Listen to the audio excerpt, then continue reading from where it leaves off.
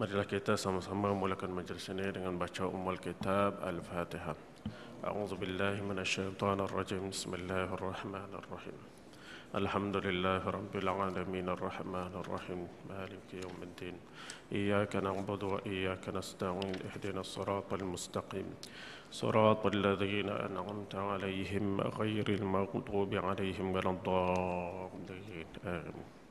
بسم الله الرحمن الرحيم الحمد لله رب العالمين والصلاة والسلام على أشرف الأنبياء والمرسلين وعلى آله وصحبه أجمعين سبحانك لا علم لنا إلا ما علمتنا إنك أنت العليم الحكيم رب اشرح لي صدري ويسرني أمري واحلل عقدة من لساني يفقهوا قولي اللهم علمنا ما ينفعنا وانفعنا بما علمتنا وزدنا علما يا أرحم الراحمين ولا حول ولا قوة إلا بالله ولا حول ولا قوة إلا بالله ولا حول ولا قوة إلا بالله العلي العظيم اللهم يسر ولا تعسر وأتمم بالخير يا كريم وبعد الحمد لله. Bersyukur kita kehadrat Allah Subhanahu wa taala, kita masih lagi diberi peluang untuk mengecapi nikmat yang besar, nikmat Islam, dan dibenarkan kita bernafas di atas muka bumi, menumpang di bumi Allah Subhanahu wa taala ini. Tuan-tuan, para muslimin muslimat yang dikasihi sekalian, salah satu daripada rukun iman yang wajib dipercayai ialah adanya makhluk Allah yang bernama malaikat. Malaikat merupakan makhluk ciptaan Allah. Malaikat ini adalah termasuk dalam perkara-perkara beriman kepada benda yang gaib. Sebab tak boleh dilihat dengan mata, tak pernah dengar suaranya. Cuma malaikat itu hanya dapat dilihat apabila malaikat itu berupa dengan rupa manusia. Seperti mana di dalam hadis Nabi sallallahu alaihi wasallam, datang malaikat bertanya kepada Nabi sallallahu alaihi wasallam tentang Islam, iman, ihsan dan sebagainya. Ketika itu malaikat itu berupa manusia. Lepas malaikat itu balik, Nabi tanya, "Wahai Umar, kamu tahu siapa tadi?" Nabi beritahu, "Itulah malaikat Jibril yang datang untuk mengajar kamu tentang asas-asas utama di dalam Islam ini." Apabila perkara ini berkaitan dengan perkara gaib, maka akal manusia tidak boleh untuk menafikan ataupun mengisbatkan, menetapkan sesuatu perkara yang gaib. Dia nak nafikan, kata tak ada benda tu, tak boleh. Ataupun dia nak cerita macam-macam berdasarkan logik akal, itu tidak dibenarkan. Yang mempunyai autoriti untuk menceritakan perkara yang gaib ini ialah pencipta benda yang gaib itu, iaitu Allah Subhanahu wa taala. Dialah yang mempunyai autoriti untuk memberitahu kepada kita tentang perkara gaib. Begitu juga Nabi sallallahu alaihi wasallam memberitahu tentang perkara gaib sekadar mana yang diwahyukan kepada baginda sallallahu alaihi wasallam. Orang yang beriman apabila diberitahu tentang perkara yang gaib di dalam Al-Quran maupun hadis, dia percaya. Dia percaya, dia yakin kerana keyakinannya kepada Allah dan juga Rasulullah sallallahu alaihi wasallam. Masalah kita boleh kaji, kita boleh tengok, kita boleh dengar, itu masalah kedua. Itu bukan perkara yang penting. Jangan sekali-kali ada orang cuba berfikir dengan akal semata-mata untuk menafikan benda yang berkaitan dengan alam gaib. Contohnya, malaikat ni lelaki pun tidak, perempuan pun tidak, makan pun tidak, minum pun tidak, tidur pun tidak. Tiba-tiba kita kata, logik ke macam ni? Sudah. Jantan pun tidak, betina pun tidak, lelaki pun tidak, perempuan pun tidak. Padahal binatang pun ada jantan betina, manusia ada lelaki perempuan. Pokok pun ada jantan betina dia, ada. Binatang semua ada.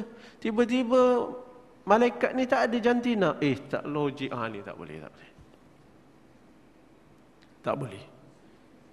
Macam tu juga apabila di dalam Al-Quran ini Allah ceritakan apabila kamu melaksanakan ajaran aku ini kamu akan senang. Kalau kamu meninggalkan ajaran aku ini, Islam ini, kamu akan hina dan sengsara. Orang yang beriman ini akan kan benda gaib daripada sekarang, kan? Orang yang beriman dia percaya je. Dia tidak akan gunakan akal dia untuk menafikan sesuatu benda yang diberitahu oleh Allah Subhanahu Wa Taala yang berkaitan dengan benda gaib. Betul ke?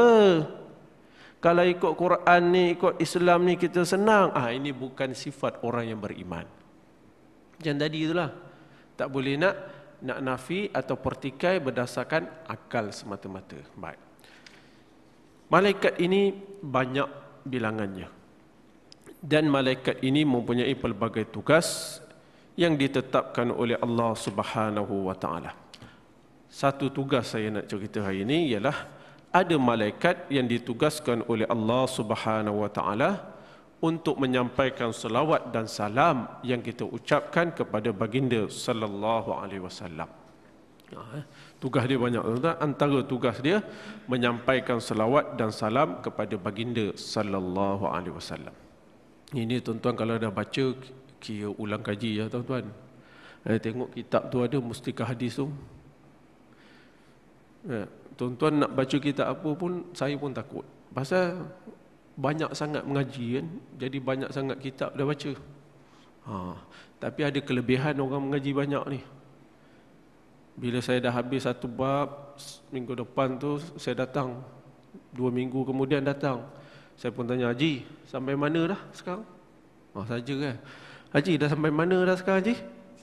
Tanya 2-3 orang. Tak tahulah Ustaz sampai mana. Kenapa kau tak tahu? Terlampau banyak sangat pengajian, dia kata. Sampai dia tak ingat mana tu. Itu bagus. Baik, ada malaikat kerja dia menyampaikan ucapan selawat dan salam kepada Nabi sallallahu alaihi wasallam. Ini berdasarkan hadis Nabi sallallahu alaihi wasallam an Ammar bin Yasir radhiyallahu an. عن النبي صلى الله عليه وسلم قال إن لله ملكا أعطاه سمع العباد كلهم فما من أحد يصلي علي صلاة إلا أبلغنيها رواه البخاري. Dari Ammar bin Yasir radhiyallahu an, dari Nabi sallallahu alaihi wasallam, sabda baginda sallallahu alaihi wasallam, sesungguhnya ada bagi Allah satu malaikat yang diberikan kepadanya kuasa mendengar ucapan hamba-hamba Allah. Ini dia ada kelebihan tu. Ucapan hamba-hamba Allah ni dia dengar. Maka tidak ada seorang pun yang mengucap sesuatu selawat kepada aku, kata baginda, melainkan malaikat itu menyampaikannya kepada aku. Itu satu. Yang kedua, An Abdullah bin Mas'ud radhiyallahu anin Nabi sallallahu alaihi wasallam qala inna lillahi malaikatan sayyahina fil ard yuballighuni an ummati as-salam mimman yusallimu alayya minhum wa in ba'uda quturuhu wa tana'at daruhum. Diriwayatkan dari Abdullah bin Mas'ud radhiyallahu anhu dari Nabi sallallahu alaihi wasallam, sabda baginda, sesungguhnya ada bagi Allah beberapa malaikat yang berjalan-jalan di merata-rata bumi untuk menyampaikan salam kepadaku dari sesiapa di antara umatku yang memberi salam kepadaku, sekalipun jauh negeri orang itu dan tempat tinggalnya. Nak cerita apa hadis ni tuan-tuan? Ada malaikat tugasnya menyampaikan selawat. Di mana pun kita berselawat kepada Nabi, tetap akan disampaikan oleh malaikat ini kepada Nabi sallallahu alaihi wasallam. Tak perlulah kita nak tunggu orang pergi umrah baru nak minta bagi salam. Boleh, tak ada masalah tuan-tuan. Tapi di mana saja kita berselawat, maka ada malaikat yang akan menyampaikan. Dalam riwayat lain ada menyatakan apabila seseorang ini berselawat kepada Nabi sallallahu alaihi wasallam, maka malaikat ni akan beritahu kepada Nabi, ya Rasulullah, si fulan bin si fulan berselawat kepada kamu. Gitu. Jadi tadi saya kata apa? Benda gaib ini jangan nak cuba fikir-fikir, pertikai, nafi mengikut logik akal. Kita pun fikir macam mana ya Kalau dalam satu majlis tu 1000 orang ada, 1 juta orang ada, macam mana malaikat ni nak beritahu dengan Nabi nama-nama orang tu? Macam mana nak sampaikan selawat tu? Tak ke pening nanti kepala? Tak payah. Itu bukan kerja akal. Tuan-tuan, jangan peningkan benda-benda macam tu. Kita apa yang Nabi beritahu, itu je lah. Macam mana nak beritahu, itu bukan kerja kita. Yang kita perlu peningkan kepala, berapa banyak yang kita selawat. Itu je. Macam mana nak sampai, itu bukan kerja kita. Baik. Saya baca ni tuan-tuan. Ringkasannya. Ucapan selawat dan salam kepada Rasulullah sallallahu alaihi wasallam adalah satu ibadat yang sangat-sangat dituntut dari setiap orang Islam dalam setiap masa.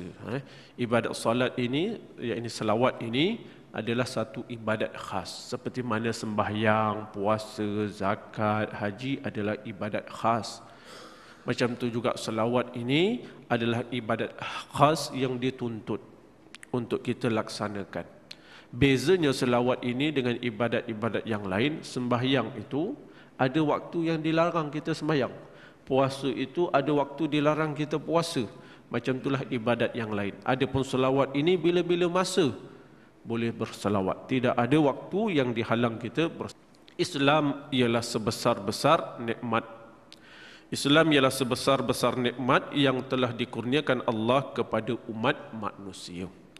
Tiap-tiap seorang Islam terhutang budi kepada Nabi Muhammad sallallahu alaihi wasallam yang telah menyampaikan agama Islam itu, dan dengan sebab bagindalah kita mendapat nikmat Islam yang tidak ada bandingannya ini. Dengan yang demikian, hendaklah kita membanyakkan selawat dan salam kepada baginda sallallahu alaihi wasallam dalam setiap keadaan dan waktu sebagai menandakan cinta kasihnya kita kepada baginda sallallahu alaihi wasallam. Baik, ini bukan tisyak. Dia kata apa tuan-tuan? Dia kata Islam ini adalah sebesar-besar nikmat yang dikurniakan Allah kepada umat manusia. Masalah sekarang, kita ni rasa ke Islam tu nikmat yang paling besar? Semua yang ada pada kita, sama ada kedudukan, pangkat, harta, pengaruh, kuasa, semua itu kalau dibandingkan dengan nikmat Islam itulah nikmat yang paling besar yang Allah kurniakan kepada manusia itu. Sebab bukan semua orang Allah beri nikmat Islam ini. Tapi hari ini orang yang beragama Islam, yang mengaku Islam sendiri, tidak merasa Islam itu suatu nikmat yang cukup berharga dalam diri dia, sehingga sanggup mengorbankan Islam semata-mata untuk mencari habuan dunia yang sedikit. Apabila seseorang itu menganggap dan berkeyakinan bahawa Islam itu merupakan nikmat yang cukup besar, maka dia akan memelihara Islam itu agar tidak tergadai daripada dirinya. Apabila seseorang itu mengakui Islam ini suatu agama yang cukup besar, dia akan pelihara Islam ini agar tidak dicabut oleh Allah Subhanahu wa taala disebabkan maksiat dan sebagainya yang kita lakukan. Apabila seseorang ini mengakui Islam ini suatu nikmat yang cukup besar, maka dia akan mempertahankan Islam ini agar tidak dirosakkan oleh orang lain. Apabila seseorang ini mengakui Islam ini suatu nikmat yang cukup besar, dia bangga dengan Islam ini. Apa sahaja yang berlaku dalam hidup ini, mana nak cari penyelesaiannya, dia kata kena rujuk kepada Islam. Dia bangga. Pasal apa? Pasal dia yakin Islam itu, pengajarannya yang ada dalam Islam itu adalah merupakan nikmat yang cukup terbesar yang dikurniakan Allah kepada manusia. Nikmat-nikmat ni apa tuan-tuan? Nikmat-nikmat ni menyusahkan kita ke? Nikmat-nikmat ni makna kita tak maju ke? Tidak. Nikmat ni kalau kita nikmat ni makna kalau ikut-ikut lama-lama jadi susah. Begitu ke? Tidak. Islam itu nikmat. Maknanya seluruh ajaran yang ada dalam Islam itu, hukumnya, peraturannya, perintahnya, larangannya, semuanya memberi nikmat kepada manusia. Maka dia akan perjuangkan agar Islam ini dirasai nikmat itu oleh manusia keseluruhan. Tapi kalau manusia itu tidak rasa Islam ini suatu nikmat, dia sanggup menukar Islam ini dengan ajaran-ajaran ciptaan manusia. Kerana bagi dia lebih baik ikut ajaran ciptaan manusia daripada ikut apa yang disebut dan diberitahu oleh Allah dan Rasul. Pasal dia tak rasa itu suatu nikmat. Pasal tu para sahabat radhiyallahu anhum ajma'in, disebabkan berimannya kepada Nabi sallallahu alaihi wasallam, apa sahaja yang Nabi cakap bagi dia adalah kebenaran. Bagi dia itu adalah kebaikan. Tak pernah terlintas dalam pemikiran apa yang Nabi sebut, apa yang Allah beritahu, benda yang menyusahkan kita, kalau kita ikut jadi susah tak ada. Pasal tu tuan-tuan, jangan sekali-kali kita menghina Islam ini. Kita orang Islam, kita pertikai Islam. Jangan. Kita orang Islam, kita pertikai hukum yang ada dalam Islam. Jangan. Sepatutnya kitalah yang bangga membawa Islam ini di tengah-tengah masyarakat. Macam tu. Para sahabat, pada suatu hari Nabi SAW beritahu kepada Sayyidina Ali dan juga sahabat yang lain, kamu pergilah jalan menuju ke Mekah. Di sana ada seorang perempuan yang sedang membawa surat untuk dibocorkan rahsia kita kepada pemimpin-pemimpin di Mekah. Nabi dapat wahyu. Maka Sayyidina Ali terus laksanakan perintah Nabi SAW. Dia tak tanya, hai bos, mana bos tahu? Dah buat kajian ke belum? Kalau buat macam ni, apa pula orang kata kita? Tak ada. Dia pergi. Bila pergi-pergi, dia jumpa perempuan tu. Dia pun tanya, mana surat? Perempuan kata, apa hal pula surat? Mana tak ada surat, tak ada surat. Dah lama-lama. Akhirnya, Sayyidina Ali kata, pasti ada surat. Tidak mungkin Rasulullah sallallahu alaihi wasallam berbohong. Tidak mungkin. Itu iman. Iman, kecintaan kepada Nabi, hasil buah daripada keimanan terhadap Nabi sallallahu alaihi wasallam. Cinta tu datang hasil daripada beriman kepada Nabi tadi. Maka Sayyidina Ali pun ugut-ugut, akhirnya perempuan tu pun keluarkan surat. Kalau gitu macam mana? Orang nak kata, tak boleh, tak boleh. Ini bahaya ni. Kalau buat ni tak dapat sokongan ni. Kita pun dah sudah juga ya. Payah juga kalau macam ni tak? Sudah. Orang petikai, orang ni petikai, orang ni petikai, kita pun dah goyang lah. Betul juga lah. Sudah. Sahabat bukan macam tu. Sahabat, apa yang Nabi kata, dia yakin benar.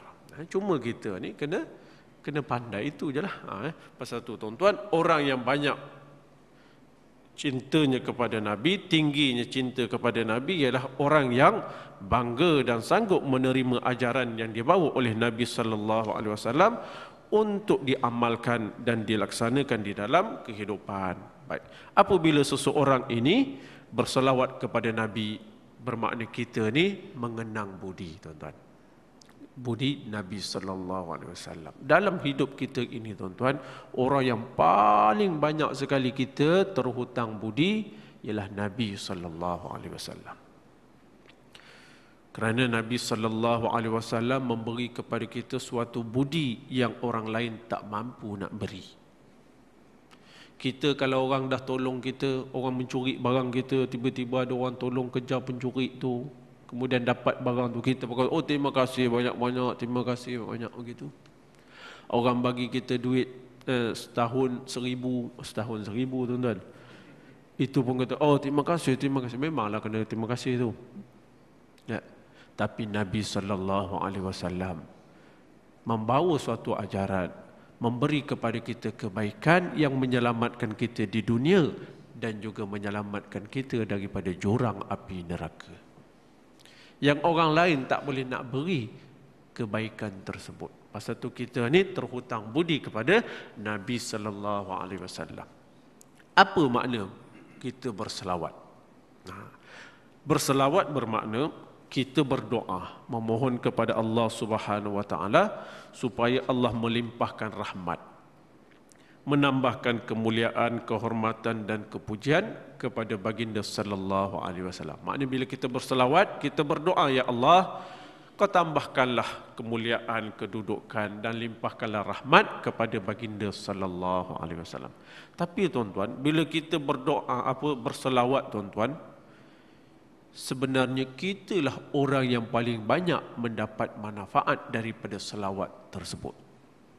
Nabi SAW memang kedudukannya mulia, kedudukannya hebat. Tapi dia suruhnya kita ni berselawat, kerana dengan berselawat itu, orang yang berselawat mendapat pelbagai jenis kebaikan. Kenapa kita berselawat? Pertama, kerana perintah Allah Subhanahu wa taala. Ya ayyuhallazina amanu sallu alaihi wa sallimu taslima. Wahai orang-orang yang beriman, selawatlah kamu dan berilah salam kepada baginda sallallahu alaihi wasallam. Bila kita berselawat, kita taat perintah Allah. Bila kita berselawat, bermakna kita melakukan suatu ibadat kepada Allah Subhanahu wa taala. Kenapa kita berselawat? Kerana nak mengenang budi yang dibawa oleh Nabi sallallahu alaihi wasallam. Nabi sallallahu alaihi wasallam dalam sebuah riwayat ada menyatakan, apabila seseorang kamu menerima budi orang, sama ada berupa harta benda, ilmu, pengetahuan dan sebagainya, maka orang yang menerima budi tersebut disuruh membalasnya. Membalas budi tersebut dengan sebarang yang ada padanya. Balas. Setidak-tidaknya dengan doa untuk orang yang berbuat budi tersebut. Setidak-tidaknya doakan kebaikan untuk orang yang buat budi kepada kita itu sebanyak mana yang kita rasa layak bagi kebaikan yang diberi kepada kita. Macam tu. Dalam riwayat yang lain, Nabi beritahu apabila orang melakukan kebaikan kepada kita, kita pula dah tak mampu nak balas budi tu, maka kita pun mengucapkan, Tuhan jualah, Tuhan sahajalah, Allah sahajalah yang membalas kamu dengan kebaikan dunia dan akhirat. Kita sebut gitu ya, kita doakan. Allah sahajalah yang membalas kebaikan untuk kamu di dunia dan akhirat. Maka orang itu telah menyempurnakan pembalasan budi tersebut dengan sepenuh-penuhnya. Gitu.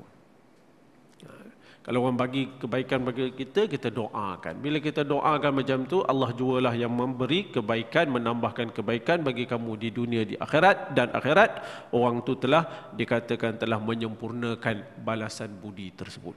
Gitu. Tapi kalau orang buat baik dengan kita, terima kasih Haji, terima kasih Ustaz, tu tak ada apa-apa tu. Itu tak ada apa-apa tu. Buat baik, buat budi dengan kita, thank you, you are welcome, lagi tak ada. Lagi tak ada. Yang tu kena doa lain lah. Kena doa lain. Macam tu juga dalam bahasa Arab orang panggil syukran, itu pun tak ada apa-apa. Buat syukran, itu tak ada apa-apa. Kalau tuan-tuan nak balas budi orang dengan ucapan terima kasih ini, tuan-tuan kena sebut jazakallahu khairan katsira ataupun jazakallah. Semoga Allah membalas kamu dengan balasan yang baik. Jazakallahu khairan katsira. Semoga Allah membalas kamu dengan balasan yang baik lagi banyak. Gitulah. Baik. Hukum berselawat. Hukum berselawat ini tuan-tuan, semua ulama bersepakat mengatakan wajib kita berselawat kepada Nabi. Wajib secara umum. Tetapi para ulama berbeza pandangan bila yang wajib tu. berapa kali yang wajib. Dari segi umumnya semua kata wajib. Ada pandangan menyatakan setiap kali kita melaksanakan solat wajib kita berselawat kepada Nabi sallallahu alaihi wasallam, iaitu ketika tasyahud akhir tu. Kan kena selawat tu. Ada yang menyatakan wajib kita berselawat seumur hidup sekali. Seumur hidup sekali. Ini yang paling senang. Seumur hidup sekali. Yang lain tu sunat dan digalakkan memperbanyakkan selawat. Yang ketiga pula menyatakan setiap kali kita menulis nama Nabi, mendengar orang menyebut nama Nabi, gelaran Nabi, maka wajiblah kita berselawat kepada Nabi sallallahu alaihi wasallam. Ada lagi yang tak ada dalam kitab ni, dia kata dalam satu majlis wajib bagi kita berselawat kepada Nabi sekali. Dalam satu majlis.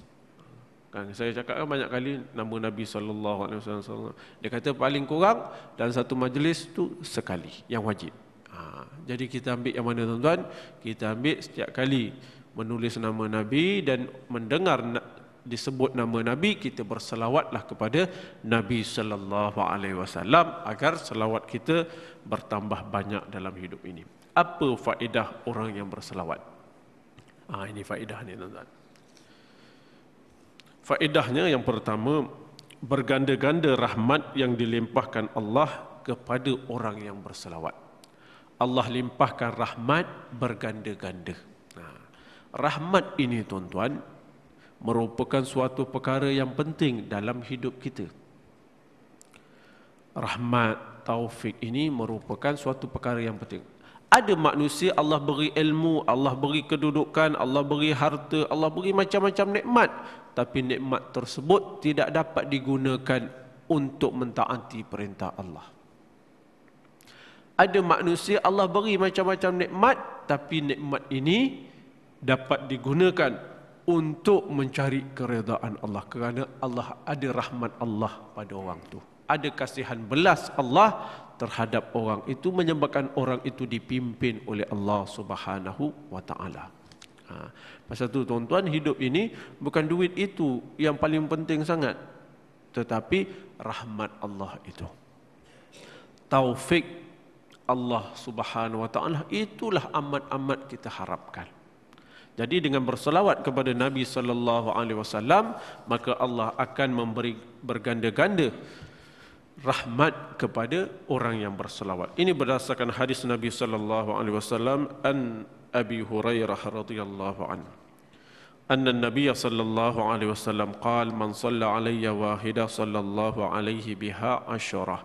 Dari Abu Hurairah radhiyallahu anhu katanya Nabi sallallahu alaihi wasallam telah bersabda, sesiapa yang berselawat kepadaku sekali, kepada Nabi sallallahu alaihi wasallam sekali selawat, nescaya Allah limpahkan 10 rahmat kepadanya dengan sebab sekali selawat itu. Kita selawat sekali, Allah limpahkan 10 rahmat. Rahmat tadi itu penting tuan-tuan, penting. Yang kedua, antara faedah berselawat itu, yakni orang yang berselawat itu akan mendapat tempat-tempat yang berdekatan dengan Nabi sallallahu alaihi wasallam pada hari kiamat nanti. Di mana Nabi berada, kat situlah orang tu akan berada. Orang yang banyak berselawat, tempatnya dekat dengan Nabi di hari kiamat nanti. Ini berdasarkan hadis Anas radhiyallahu an anna Nabi sallallahu alaihi wasallam qala inna aqrabakum minni yaumal qiyamah fi kulli mautin aktsarukum alayya salatan fid dunya. Dari Anas radhiyallahu an katanya Nabi sallallahu alaihi wasallam telah bersabda, sesungguhnya orang yang lebih hampir kepadaku dari kalangan kamu pada hari kiamat, pada setiap tempat yang aku berada padanya, ialah orang yang lebih banyak selawatnya kepadaku di dunia. Gitu. Nak dekat dengan Nabi, antaranya banyakkan selawat kepada Nabi sallallahu alaihi wasallam. Yang ketiga, faedah dia, keutamaan beroleh syafaat Nabi sallallahu alaihi wasallam pada hari kiamat. Ini berdasarkan hadis an Ibn Mas'ud radhiyallahu an anna Rasulullah sallallahu alaihi wasallam qala Awlan nasi bi yaumal qiyamah aktsaruhum alayya salatan, rawahu Tirmizi. Dari Ibnu Mas'ud radhiyallahu an katanya Nabi sallallahu alaihi wasallam bersabda, orang yang lebih berhak mendapat syafaatku pada hari kiamat ialah orang yang banyak selawatnya kepadaku. Hari kiamat di padang mahsyar, tuan-tuan, masing-masing mengharapkan bantuan daripada orang lain. Antara manusia yang diberi kelebihan untuk memberi syafaat yang khas ini ialah Nabi sallallahu alaihi wasallam. Orang mengharap sangat diberi syafaat. Maka ketika itu orang yang banyak berselawat kepada Nabi lah yang akan diberi bantuan tersebut. Ini logik lah tuan-tuan. Kita kat dunia pun macam tu juga. Kalau katalah kita ada kat Pahang lah, ada orang yang kita kenal. Dia pun kenal kita, kita pun kenal dia. Dia asyik-asyik tanya khabar tentang kita. Asyik-asyik telefon kita. Bila jumpa orang pun cerita pasal kebaikan kita. Kalau ada orang nak datang daripada Pahang, nak datang ke Shah Alam ni, dia kata kalau jumpa haji tu, kirim salam dengan dia, dia ingat kita. Dia ingat kita tak? Agak-agak tuan-tuan, kalau tuan-tuan pergi Pahang, tuan-tuan nak pergi jumpa siapa? Nak pergi jumpa Perdana Menteri ke nak pergi jumpa orang yang kat Pahang tu, yang ingat tuan-tuan? Sudah tentu tuan-tuan, nak jumpa orang yang selalu ingat kita. Kalau kita pergi kat tempat tu, kita pun tak takut. Pasal kita tahu di tempat tu, di Pahang tu, ada orang yang selalu tanya khabar tentang kita. Baik budinya terhadap kita. Kita pergi tempat tu pun, kita tak berapa takut sangat. Macam itulah tuan-tuan di padang mahsyar. Apabila orang ni sentiasa menyebut nama Nabi sallallahu alaihi wasallam, maka orang itu mendapat kelebihan, dibantu oleh Nabi sallallahu alaihi wasallam. Dan orang yang banyak berselawat ini diharap di padang mahsyar nanti Allah memudahkan Nabi sallallahu alaihi wasallam memberi syafaat kepada kita. Macam itulah. Baik, seterusnya tuan-tuan.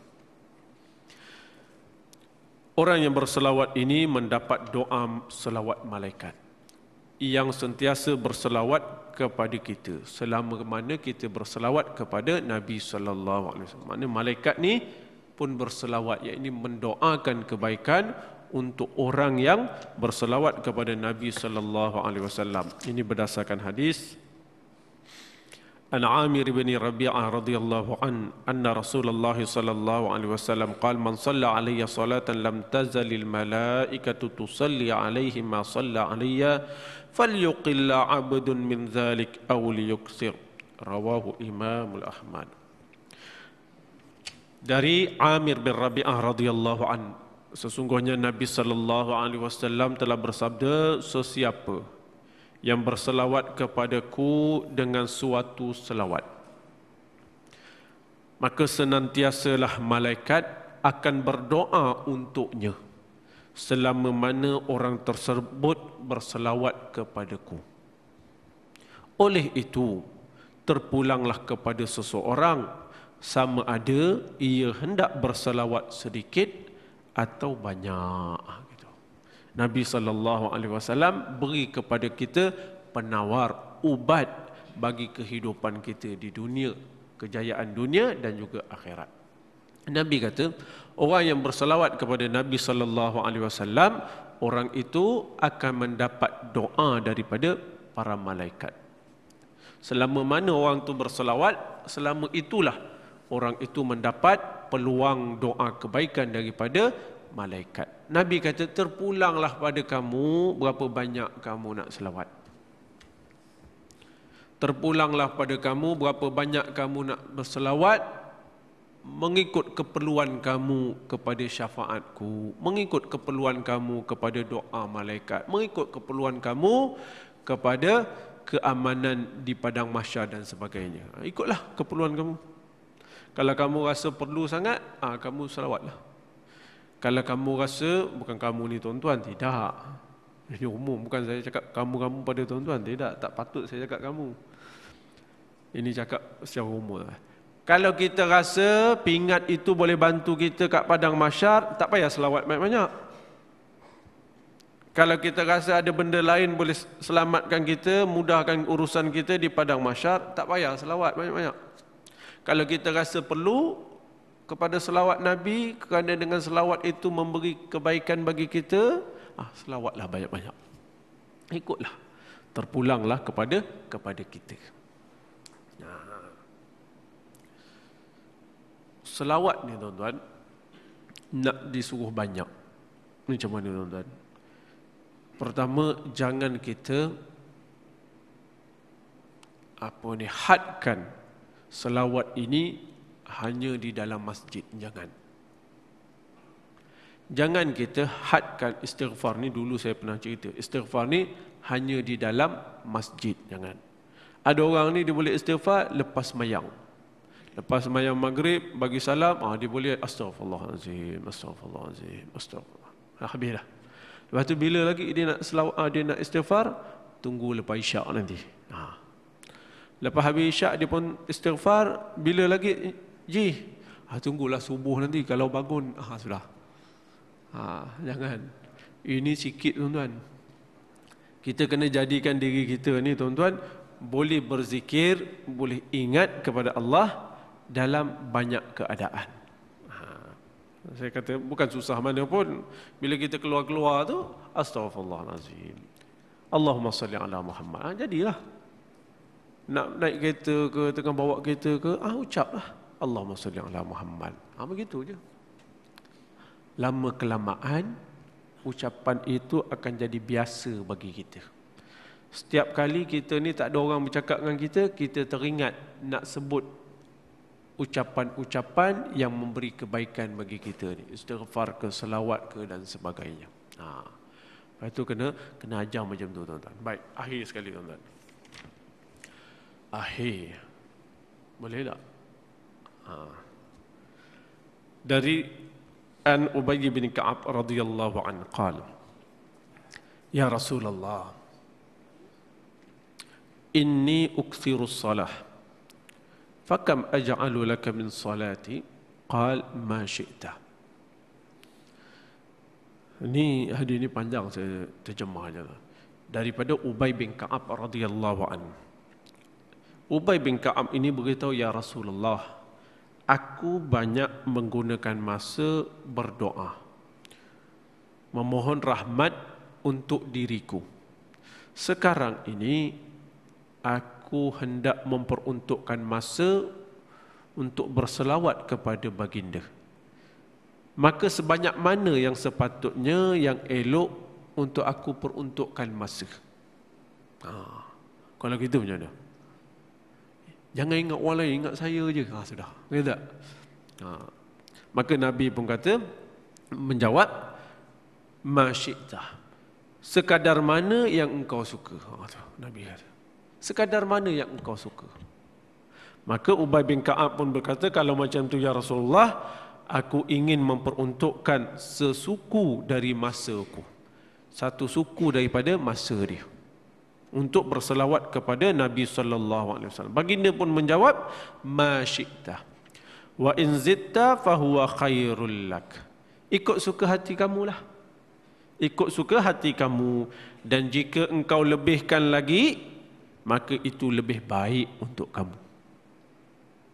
Maka Ubay bin Ka'ab kata, kalau gitu ya Rasulullah, saya peruntukkan separuh daripada masa saya untuk berselawat kepada baginda sallallahu alaihi wasallam. Nabi pun menjawab benda yang sama, ma syi'ta. Ikut suka kamulah. Ikut suka kamu. Jika kamu lebihkan, itu adalah lebih baik bagi kamu. Kemudian Ubay bin Ka'ab, kalau gitu ya Rasulullah, 2/3 lah daripada masa saya ni, masa doa dia lah tu, saya peruntukkan untuk berselawat kepada baginda. Baginda sallallahu alaihi wasallam pun menjawab benda yang sama, ma syi'ta wa in zitta fa huwa khairul lak. Ikut suka kamulah. Jika kamu tambahkan, itu adalah lebih baik bagi kamu. Pandainya Nabi sallallahu alaihi wasallam memberi jawapan, tuan-tuan. Dah 2/3 lah. Akhirnya Ubay bin Ka'ab kata, kalau begitu aku jadikan masa berdoaku semuanya untuk berselawat kepada baginda sallallahu alaihi wasallam. Kalau begitu, aku jadikan semua masa berdoaku untuk berselawat kepada baginda sallallahu alaihi wasallam. Maka apa kata Nabi sallallahu alaihi wasallam? Makna setakat itu yang kemampuan dia. Maknanya kemampuan dah sampai shilling, orang panggil shilling kan. Kemampuan setakat tu. Apa Nabi beritahu? Tengok. Nabi kata apa? Jika demikian, kalau betullah kamu ni bersungguh-sungguh menggunakan masa untuk berselawat, Nabi kata terpeliharalah dan terselamatlah engkau dari apa yang menduka citakan dan yang membimbangkan kamu, sama ada perkara dunia maupun perkara akhirat, dan kamu akan diampunkan dosa. Nabi janji, kalau betul kamu buat gitu, bersungguh-sungguh berselawat kerana cinta kepada Nabi sallallahu alaihi wasallam, maka kamu akan dipelihara dan terselamat daripada segala perkara yang menduka citakan dan yang membimbangkan kamu dalam urusan dunia maupun urusan akhirat, dan kamu akan diampunkan dosa. Gitu kata Nabi. Tapi memang betul tuan-tuan, memang betul orang yang selawat ni dia ni tenteram.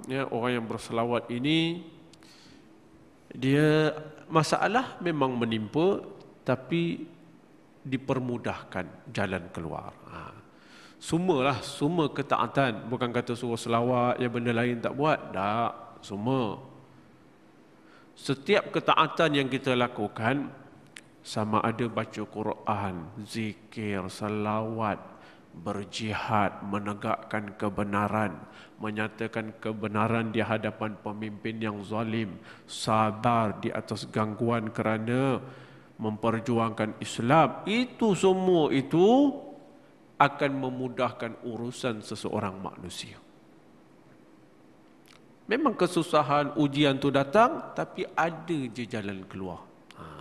Lepas tu orang yang selawat ini memang Allah mudahkan urusan. Memang Allah mudahkan banyak urusan. Contohnya, ini nak cerita orang yang banyak selawat. Di Syria ni, ada orang ni penjual kedai-kedai runcit. Dia ada kedai runcit, dia ni penjual lah, peniaga. Kita pun pergi beli barang kat dia. Kita pun kata, Pak Cik, tua tak tua? Macam saya lah lebih kurang. Saya pun tak tua tak. Itulah lebih kurang. Pak Cik, ubi sekilo, kita kata.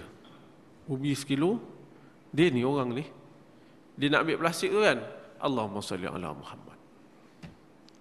Pergi kat tempat ubi kentang tu, nak masukkan ubi kentang tu, Allahumma salli ala Muhammad. Allahumma salli ala Muhammad. Dia boleh buat gitu. Nak pergi letak kat timbang, Allahumma salli ala Muhammad. Lepas tu tanya apa lagi nak? Kita mintalah barang yang lain. Dia pun memang buat macam tu. Setiap kali nak buat mana? Allahumma salli ala Muhammad. Allahumma salli ala Muhammad. Lepas tu kita kata, dah habis dah. Kira. Dia pun nak ambil pen, nak ambil kertas, nak kira kan. Nak ambil pen, Allahumma salli ala Muhammad. Dia dah selawat, baru dia kira. Dah dapat jumlah. Dia selawat dulu, Allahumma salli ala Muhammad. RM80. Contohlah. Kata. Lepas tu kita keluarkan duit. Dia dah nampak duit pun dia tak lupa selawat, tuan-tuan. Kita dah keluarkan duit nak bagi kat dia. Dia nampak duit pun dia tak lupa nak selawat kepada dia. Dia selawat dulu baru ambil duit. Kalau kita dah nampak duit, nanti dululah selawat tak? Dia tak. Dia nampak duit pun dia selawat lagi, tuan-tuan. Allahumma salli ala Muhammad, barulah dia ambil duit tu. Kemudian dia nak buka laci dia, Allahumma salli ala Muhammad. Lepas tu dia nak pulang, Allahumma salli ala Muhammad, baru dia pulang duit. Saya kata hebat. Pasal apa dia jadi gitu? Pasal dia nak buat benda tu. Pasal tu dia boleh buat. Dan dia mencari jalan untuk laksanakan benda tu. Baru boleh laksana. Tapi kalau memang tak nak buat, ceritalah hadis apa pun, ceritalah kebaikan macam mana pun, dia tak nak buat juga. Banyak alasan lagi ada. Ini tak betul lah, ini tak cukup lah, ini banyak alasan. Tapi bila orang ni nak buat, dia akan usahakan mencari jalan bagaimana nak laksanakan. Itu selawat samalah dengan benda-benda lain. Hukum Islam ke apa, samalah. Kalau dia nak buat, dia akan cari jalan sebaik-baik untuk laksanakan. Kalau tak ada, banyak alasan dia cakap. Macam selawat, nak buat, susah Ustaz. Mana boleh, mana ada masalah. Macam itulah. Habis. Baik. Jadi tuan-tuan, Nabi beritahu kalau banyak selawat, maka banyaklah kebaikan yang kita perolehi. Terpulanglah pada kita. Berapa banyak kita nak berselawat. Tapi kita jadikan tuan-tuan, ada masa-masa kita selawat, ada masa-masa kita tak perlu nak duduk-duduk baru nak selawat. Tidak. Jalan ke selawat lah. Selawat. Sebab dia memudahkan. Ada masa-masa yang amat dituntut kita berselawat.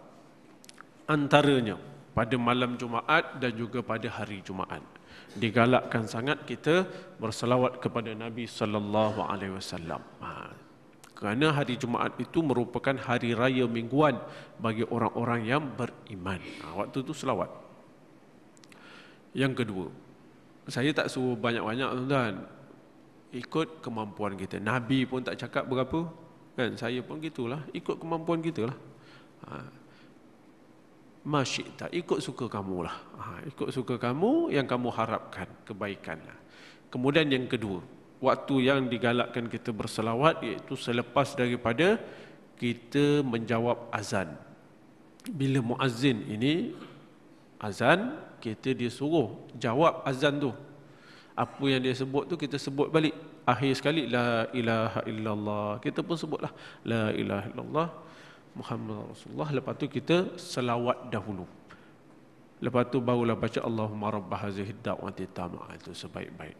Yang ketiga, ketika mana kita nak masuk masjid dan keluar masjid, sebelum nak baca doa itu selawat dulu. Allahumma salli ala Muhammad, Allahumma ighfir li dhunubi waftah li abwaaba rahmatik. Masuk. Allahumma salli ala Muhammad, Allahumma ighfir li dhunubi waftah li abwaaba fadlik. Nak keluar. Keluar. Begitu. Lepas tu bila lagi? Pada masa berdoa. Sama ada permulaan, pertengahan ataupun akhir doa, selawat kepada Nabi. Kerana diriwayatkan, dikatakan orang yang berdoa tanpa berselawat kepada Nabi sallallahu alaihi wasallam, maka doa itu tidak diangkat ke langit. Tidak diangkat ke langit. Yang seterusnya, ketika mana kita terlupa sesuatu. Kita dah tahu dah benda tu. Bila orang tanya, terlupa pula. Bila kita bercakap-cakap, tak datang benda tadi, terlupa. Maka digalakkan kita berselawat kepada Nabi sallallahu alaihi wasallam. Benda yang lupa tu insya-Allah akan ingat. Tapi kena amal lah tuan-tuan. Jangan bila lupa baru nak selawat. Dia benda-benda ni tuan-tuan, kalau diamal, dia jadilah kelebihan. Contohnya tuan-tuan, tuan-tuan bawa air ni, tuan-tuan bawa lah pergi ustaz mana-mana. Ustaz, tolong baca doa sikit. Ustaz tu tak baca apa pun. Dia baca surah Fatihah je kadang-kadang. Tapi menjadi, ada keberkatan. Tapi kalau kita baca, tak jadi pula. Ada. Pasal apa? Pasal orang tu dia amal bacaan surah Fatihah tu. Dia jaga, tiap-tiap hari dia baca, tiap-tiap hari dia baca, tiap-tiap hari dia baca, banyak-banyak pula. Maka benda tu menjadi kekuatan. Dah sebati dengan mulutnya. Macam tu juga selawat. Apabila orang tu selawat, dah sebati dengan mulut dan darah daging dia, maka apabila dia terlupa, kalau dia baca, biasanya dia teringat balik. Macam gitulah. Ji, anak tu nama apa je yang pertama tu? Kita lupa. Bacalah selawat. Allahumma salli ala Muhammad. Orang rumah mana dia? Orang rumah berapa je orang rumah? Lupa pula saya orang rumah berapa. Selawat lah. Asal boleh selawat sudah. Allahumma salli ala Muhammad. Nanti cakap lah. Jangan ingat orang tak lupa tuan-tuan, lupa. Hebat-hebat orang ni tuan-tuan, bila berumur dia mudah lupa. Hebat-hebat orang ni pun kan, waktu muda ni kuat ingatan, hebat dia. Tapi bila dah tua, dia mudah lupa. Kadang-kadang dia lupa benda yang dia buat ketika dia muda dulu. Tu lagi teruk tu. Dulu dia buat pada orang, dia tak ingat. Bila dah tua, dia tak ingat. Dia pula komplain banyak pula sekarang. Gitu. Macam tu juga ada guru saya tu, Syekh Quraim Rajih. Tuan-tuan barangkali pernah tengok dia tak? Syekh Quraim Rajih tu kadang datang sini. Dia ni Qurra' Syam. Qurra' Syam ni, kalau tuan-tuan nak baca Quran, nak dapat sanad, akhir sekali kena dapatkan tanda tangan dia. Dia ni guru saya, ayah angkat saya, baiklah, kawan pun kawan. Baik sangat. Dia ni hebat ingatan dia. Kalau dia hafiz Quran lah. Kalau dia nak buka kan, Quran ni nak buka ayat ni, dia buka kan terus boleh dapat muka surat tu. Kita pun tengok pening kepala. Kata nak buka surah Yasin tak? Dia buka, boleh surah Yasin terus. Tapi dia kata apa? Waktu dia mengajar-ngajar tu, dia kata dah tua-tua ni tak berapa ingat. Tak berapa ingat. Jadi lupa ini adalah benda yang lumrah bagi manusia. Tapi orang yang banyak selawat kepada Nabi ini tuan-tuan, dia ada selamat sikit lah. Dia tak lupa nak melaksanakan ketaatan kepada Allah. Orang yang banyak baca Quran ini, dia lupa tak? Lupa. Tapi dia tak lupa untuk mentaati perintah Allah. Itulah kira baguslah. Ada orang dia lupa dan buat-buat lupa. Itu lagi teruk. Jadi cukup sekadar tu tuan-tuan. Cerita dia apa tuan-tuan? Cerita dia, kita jadikanlah selawat itu budaya di dalam hidup kita.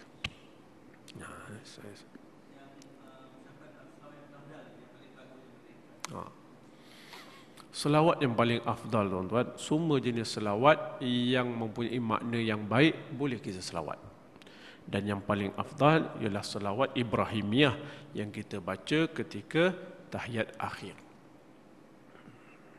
Sehingga kan kalau dalam buku ni ada cerita, kalau kita nazar nak selawat kepada Nabi gini, nazar itu tidak terlepas sehinggalah dia berselawat seperti mana dalam selawat Ibrahimiyah gitu. Sampai macam tu. Tapi apa-apa selawat pun boleh tuan-tuan. Selawat tanda cinta kepada Nabi sallallahu alaihi wasallam, dan sebaik-baik cinta kepada Nabi ialah cinta kepada batang tubuh Nabi, cinta kepada ajaran Nabi dan menerima ajaran Nabi keseluruhannya. Itulah yang paling baik. Kita bukan nak cinta seperti mana cintanya Abu Jahal, Abu Lahab, bukan. Orang cakap pandai, Abu Jahal pun cinta juga pada Nabi. Bila Nabi lahir, seronok dia. Memang dia dapat kelebihan sikit, adalah dimaafkan, dikurangkan, diringankan azabnya kat neraka. Memanglah. Tapi bukan itu yang kita inginkan. Kita inginkan cinta kepada Nabi, cinta atas dasar iman kepada Nabi sallallahu alaihi wasallam. Bukan cinta semata-mata dia keturunan kita, bukan cinta semata-mata dia bangsa kita. Sebab itulah cinta yang memberi kekuatan kepada diri kita, dan kemenangan bagi diri kita di dunia dan juga akhirat. Cukup sekadar itu tuan-tuan. Mudah-mudahan Allah Subhanahu Wa Taala memberi kekuatan kepada saya, tuan-tuan, isteri-isteri kita, anak-anak kita, keturunan kita, untuk memperbanyakkan selawat di dalam hidup ini. Kita biasakanlah selawat di luar masjid. Biasakan. Mudah-mudahan kita terbiasalah benda yang baik ini. Jadi cukup sekadar tu tuan-tuan. Minta maaf banyak-banyak kalau sekiranya habis lambat. Dia pengajian yang paling mudah kuliah subuh. Saya sebenarnya jarang kuliah subuh tuan-tuan. Saya baru berkuliah subuh ni dalam masa 6 bulan lepas. ada satu masjid. Dia minta sangat kan. Saya pun bolehlah esok hari Ahad. Jadi saya pun tak tahu berapa lama nak kuliah. Kalau kuliah maghrib senang, orang nak sembahyang isyak tak. Tapi saya bila kuliah subuh tu, saya kata senang betul kuliah subuh ni. Pasal apa? Masing-masing nak ustaz cepat habis. Itu yang senang tu. Masing-masing nak ustaz ni biar cepat habis. Masing-masing lapar. Itu yang senang. Ini baru kali kedua saya kuliah subuh. Saya tak ada kuliah subuh, Sabtu Ahad apa semua tak ada. Jadi cukup tuan-tuan, mudah-mudahan kita boleh beramal yang baik daripada Allah Subhanahu Wa Taala. Lepas ni tuan-tuan ada tahlil sikit, nanti akan dibaca oleh Pak Imam. Jangan suruh saya lebih suka Pak Imam baca sebab pendek dia baca doa nanti. Jadi cukup sekadar tu tuan-tuan, yang baik daripada Allah Subhanahu Wa Taala. Kalau ada salah silap, terkasar bahasa, itu kelemahan di saya sendiri. Aqulu qawli hadza wa astaghfirullah li wa lakum. Wassalamualaikum warahmatullahi wabarakatuh.